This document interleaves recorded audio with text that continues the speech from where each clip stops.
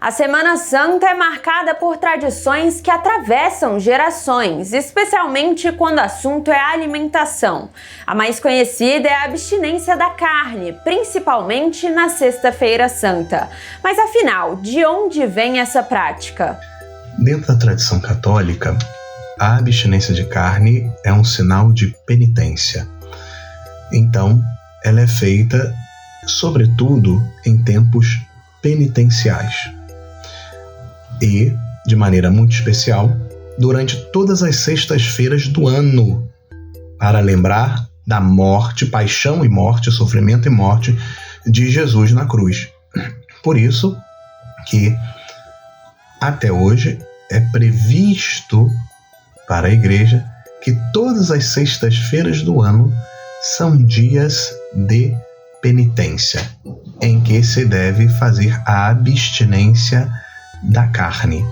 Na Igreja Católica, a abstinência não é apenas um costume cultural, mas uma orientação prevista nas normas da própria Igreja, ligada ao espírito de sacrifício e reflexão. Nós temos lá no cânon 1251 do vigente Código de Direito Canônico de 1983 a seguinte regra. Então, é uma obrigação, não é uma mera recomendação. Diz o seguinte: cânon 1251. Observe-se a abstinência de carne ou de outro alimento, segundo as prescrições da Conferência dos Bispos, em todas as sextas-feiras do ano, a não ser que coincidam com algum dia numerado entre as solenidades.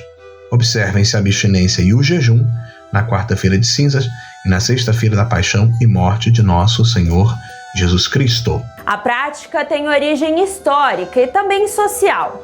Durante séculos, a carne era considerada um alimento mais caro e menos acessível, o que reforçou o simbolismo de abrir mão desse consumo.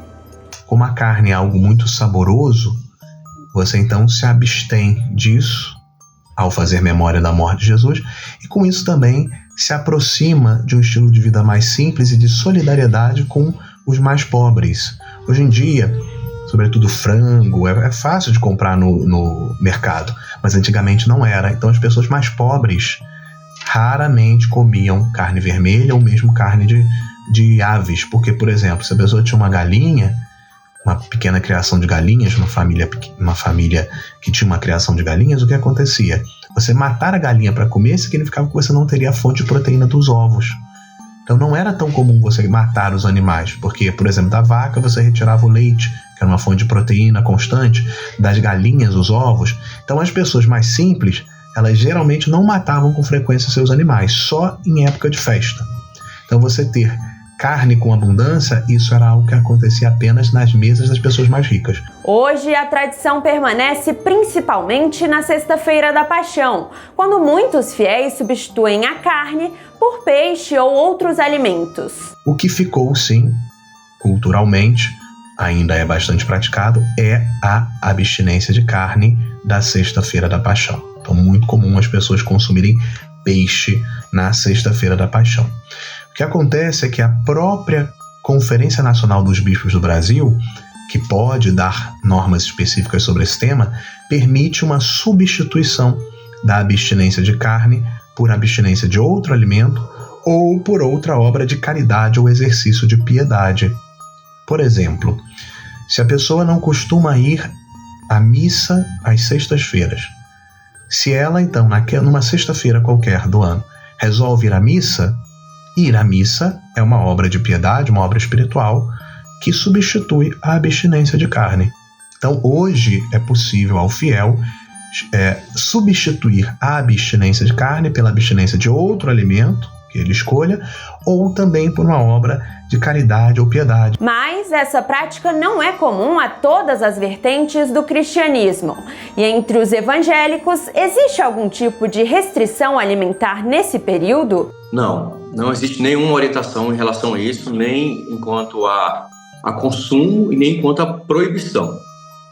O que acontece é que a igreja protestante, ela segue uma linha mais liberal, de consciência, do que um regramento institucionalizado. Diferente do catolicismo, as igrejas evangélicas não adotam regras específicas sobre o consumo de carne durante a Semana Santa. A prática não é vista como uma obrigação religiosa. A abstinência está ligada mais a uma tradição religiosa do que um mandamento bíblico. Então, quando a gente olha pela visão protestante, a gente entende que essa liberdade ela é baseada pela própria exegese bíblica, né? Então, a Bíblia responde por ela mesma e ela não oferece nenhum tipo de regramento em relação a isso. Então, por conta disso, a gente não faz nenhum tipo de cerceamento. Ainda assim, alguns fiéis optam por fazer jejum ou abrir mão de determinados hábitos, mas por decisão individual como forma de disciplina espiritual. Esse período ele é voluntário, então eu posso ou não me abster de comer a carne, mas ele é incentivado exatamente como uma disciplina espiritual.